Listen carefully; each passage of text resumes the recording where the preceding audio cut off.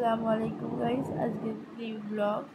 তো সকালে ঘুম থেকে উঠে ঘরে গিয়ে দেখলাম ফলটা এনে হাজির দাদা ভাবিদের বাড়ি ইফতার নিয়ে যাওয়ার জন্য। এসব ছোলা, বেসন, চিনি, মুড়ি, নেড়ো, এসব সবই আছে। আঙুর, আপেল এই যে আপেল আছে, আর একটা আঙুর আর মুড়ি আছে, নেড়ো, সিমুই টিমুই সব একসাথে দিয়ে দেওয়া ওরা জামা কাপড় করে। তো তারপরে আমি জামা কাপড় কাচা ছিল সেগুলো মেলতে যাচ্ছি এবং ছাদ যাচ্ছি। তিনতলায় কি রোদ, 3টে সিঁড়ি যেতে যেতে যা কষ্ট।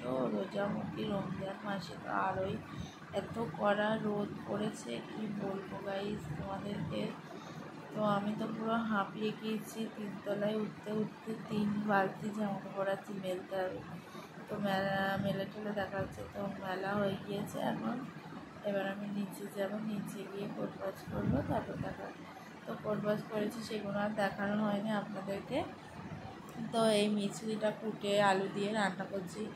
তো এটা ভাজা পানা করবো, আর কি রান্না হয় এরপর হয়তো গোষ্ঠ সবাইকে এখন কী হয়।